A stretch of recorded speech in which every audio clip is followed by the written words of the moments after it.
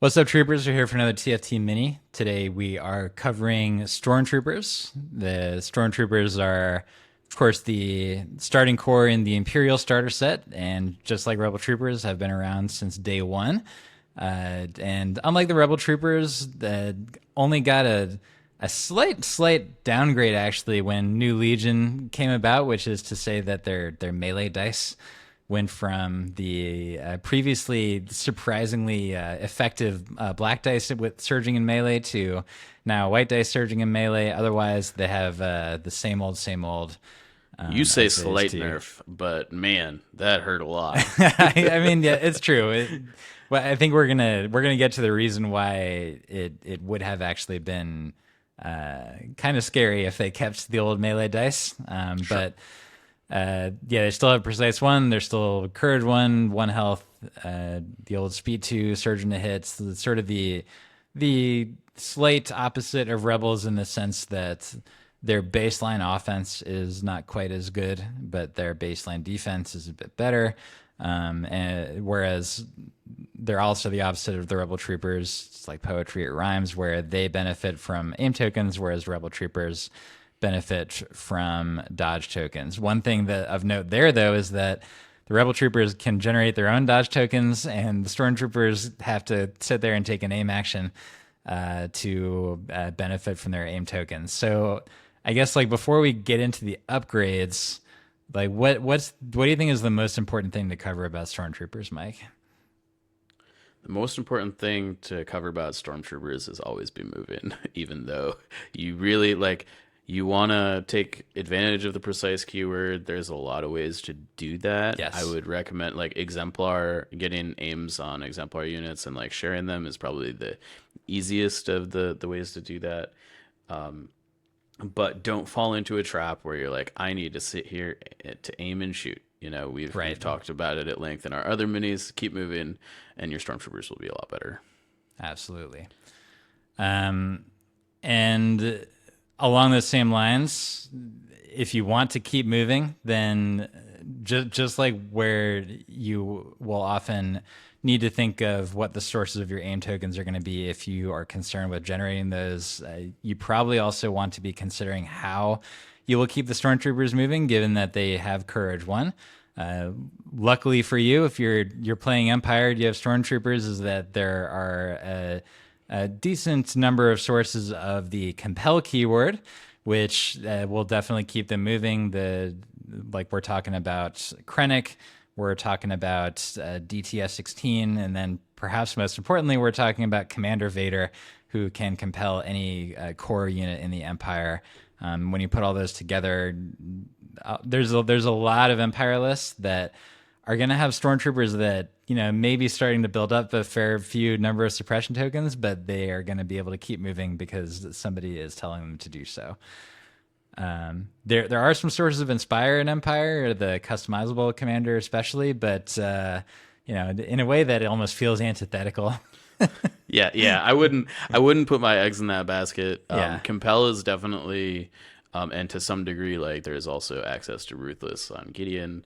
Um, there's a couple other ways to get some free actions, but overall, compel is the way that you are going to keep these guys moving, and it is pretty intrinsic in list building. yep, Lucky for you, they put Vader in the starter, yep. so He's you right you there. will have compel access the whole way through. And as long as Vader is alive and within range three of them, or four if you took Inspiring Presence, then they can have as many suppression tokens as they want, and they're never going to panic in front of the Dark Lord.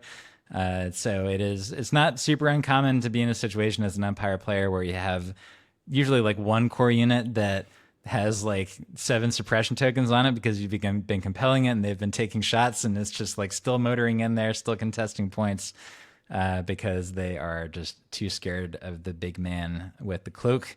Let's talk about the heavy options for stormtroopers. They're decent, decent variety. There, we'll go in alphabetical order for the stormtrooper specific heavy options. The first one is the DLT 19. This is tied for being the cheapest with the T21. This is sort of like the old classic Being range 4 is good, impact 1 is good. 2 red dice when it's surging are very consistent, and now in the current cover rules is no longer a semi like suppression only shot. When you're Yes. just taking the range 4, like it can actually do some stuff on turn 1 when they're walking out there, especially if there's enemy vehicles that are out there. You can start plinking away. Like what else is there to say about the old reliable, the DLT 19? It is still old reliable. I Yeah. think this is definitely, if you don't know what heavy weapon to put on your core unit and you want to put one on your core unit, this is where I would start. Yep. It definitely raises the floor on the pool. It just kind of it old reliable is really the best way to describe it, I guess. Yeah. I mean, Yeah, it just does the thing you want it to. it's been seen in competitive Empire lists from the beginning of the game right up until now, and I don't think it ever actually went away. So it's pretty cool in that sense. The T21 was one that came out with the upgrade pack initially, and it will be coming out in the upgrade pack again whenever that comes out in the new form of Legion. There, you can sometimes still find, as we record this, copies of the old one, or perhaps borrow them. This one is a little bit unfortunate for new players, but this one is the other cheap one. But the difference here, I'm curious whether you agree with this one, Mike, is that the T21 is what you can take if you think that you're going to be able to get access to aim tokens, because it's the one that maximizes the precise keyword, because it gives you 4 white dice, but it also gives you critical 2. So it does give you some utility against vehicles and against dodges, things like that. But it starts to get extra good when you have a way to do 1 or even 2 rerolls with that precise 1 keyword to really get the most out of that large white dice pool. I would generally agree with that. I think the T21, the critical on it is, for the most part, not relevant because the pool's already surging. They already so searched the hit, yeah. I would encourage people that are not taking this to like specifically like target armor or something, which this is not the unit you really want to be doing that with anyways. Yeah. Like this is, don't pretend like critical's not there when you look at this upgrade. This is a 4 white die upgrade. Yeah. Decent with aim tokens. It's still kind of, even with the aim tokens, white dice can be a little fickle. Yep. So, be a little cautious there. But I think that's an apt description. Yep. And the T21 is one where if folks are investing in a specialist or a super squad, like it's the one that will often show up with them, just because at that point, the more dice you have, the more that critical 2 actually does become more beneficial.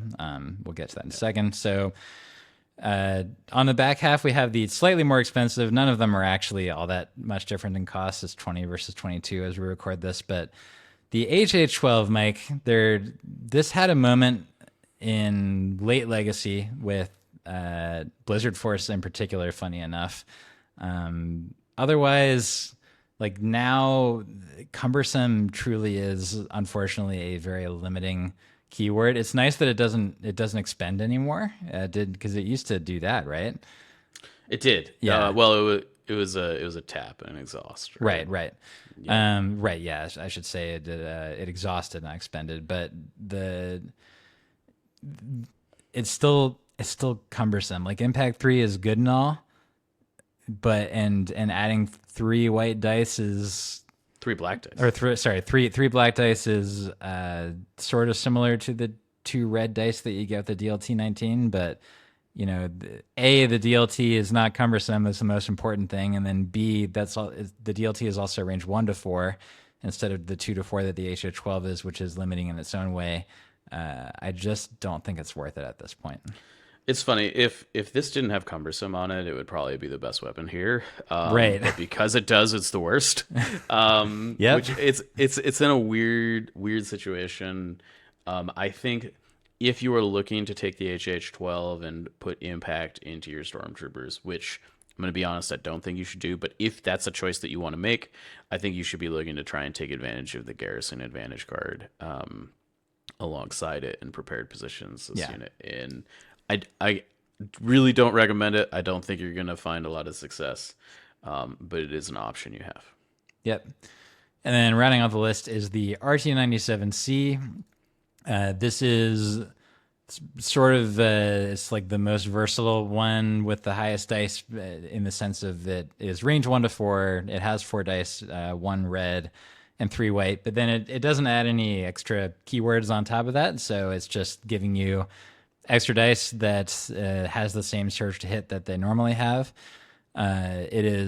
It's more expensive than the T21, and it does have the 1 red dice instead of the 4 white. In the grand scheme of things, at least for me, I don't really see a super great argument for the RT97C, but I bet you can convince me differently, Mike. Yeah, so I think the RTC is a weapon that you want to be taking if you are going to have the following 2 criteria be true. The first is that you are taking range 4 shots on turn 1, or want to be. Yeah. And the second is you are also going to have an aim available for this unit on turn 1 specifically. That's kind of like, if you don't have the aim and you want to be taking a range 4 shot, you should just be taking the DLC. Yeah. Right. But if you want to be taking a range 4 shot and you're going to be giving access to an aim, the RTC is definitely better. Yeah. So it's kind of, it depends on how you build your list. Like if you've got an exemplar unit that's coming out and like handing an aim to itself, and that's like how you're going to be using the aim token, or if it's turn 2, you want to take a like a range 4 shot and you are like triggering Hondo or something, like that's a thing you can do. There's some wackadoodle things that you can do like outside those 2 things, but overall, I think that that's the use case. And if you're not looking to target that use case, you should take the DLT or the T21. Yep, absolutely agree. So we'll talk about the personnel slots. Medic and Astromech. The medic you see more common to potentially keep things like Death Troopers or dewbacks more alive. It used to be a thing where you would just like pile a bunch of medics around Darth Vader. That has become less popular after the medics became more expensive, but there's an argument for doing that. I think that it should really be about like how much value are you going to get out of that charge, and it's usually the most valuable when you can actually bring back a mini that in and of itself was going to be adding quite a few high quality dice. So take that as you will. I think that probably you see the captain on occasion, but usually not, because you have compel, so you don't really need the captain for a ton. The 2 that I see the most commonly are the specialist, because that's a cheap way to get an extra mini. It's literally only 1 point more than the regular extra Stormtrooper, and so why not get an extra Stormtrooper and a name token? Sounds pretty good to me. That is basically what you would be using this for pretty much every time. And the way that it will typically work is that you would have a specialist along with the T21 in a Stormtrooper squad. It does a move, it gets a free aim token, and then it takes a shot with 9 white dice with precise 1 and an aim token, which is a pretty decent pool to be putting a good introductory hit on your opponent. That surge, that charge is pretty much never going to come back. So you're basically paying for an aim token, but because you're paying for that extra dice, the extra health, it's really not a bad deal. And then, Mike, what do you think about the Stormtrooper Super Squad, which a couple months before we recorded this got a little bit cheaper? Yeah, I actually think the Stormtrooper Super Squad, it's a lot of S's, is pretty decent here. Yeah. It's not the worst thing you could be doing. I would encourage you to think of this as a T21 that has 5 dice instead of 4. Yeah. But also gives you an additional 4 health. Yes. Which, if you think about it that way, and also gives you an indomitable. Yeah. Is like a pretty good, decent deal. Yeah. It's made some waves in like some Remnant lists and stuff. Again, Empire has, at least lately, not traditionally spent a ton of points on their core units, so this is not the lean and mean version of your Empire list. But in a list that wants to, go heavy on the core, I actually think you should kind of look at the Stormtrooper squad as an alternate heavy weapon upgrade to the squad. Yeah. Because it is in the points cost that it sort of feels like it is. So yeah, it is definitely a durability upgrade as opposed to an offensive one for the most part. Yeah, and it's interesting. It's like with if you're adding a super squad, and then if you also add a DLT, then it's 102, which is not insubstantial, but it also is a squad with 10 health on red saves and more, like maybe even more importantly compared to other super squads in the game, because of the access to compel. It is not as limited by its courage one nearly as much as something like a rebel trooper super squad or a rebel vet super squad, or even sometimes the Geonosian super squad is also can be limited by the same thing if they don't have Poggle around. The fact that like those guys can all be stopped in their tracks with one shot still, but the Imperial super squads basically rarely will be able to be because of compel, and so you can keep that train going, and it's just an annoying target to have to deal with. It's not. It doesn't become so expensive that it's prohibitive to the rest of your army, and so I think it's something to at least consider. I should add that if you have Gideon, then it's pretty attractive to be able to ruthless it to get a free extra move out of it, in order to like get rid of one of your many health, to have it do something that it otherwise would have been impossible. Yeah, that goes for new ways to motivate them with Vader too. Yes. There's a couple combos there. Once you've got 10 guys in your squad taking 1 damage to get an extra move action or whatever is much more reasonable. So, definitely agree with you. Yep. Gear wise, I don't know. Is there any is there any gear you would put on a stormtrooper? Um, at this juncture, probably not. Yeah. But I think if you really want to put a gear on your stormtrooper, the two that are the most reasonable are recon intel and targeting scopes. You're already kind of playing into the aim token thing with precise, and if you're really trying to get them a bunch of aims, and you're maybe like playing coordinated fire or something near this, Yeah. scopes kind of can turn that up a little bit more. I don't think it's super points efficient, and rerolling 1 extra white die is not great. Yeah. Recon intel, increases their threat range on turn 1. Mostly an upgrade that I would start considering if I was taking DLTs and RTCs. Yeah. Also, somewhat reasonable of an upgrade if you are doing the Gideon Ruthless Super Squad thing, because all of a sudden you're talking about 3 moves as opposed to 2 with Ruthless plus a shot. So, Yep. you can hit most things on the table at that point. I agree with that. Grenades, I can't think of any.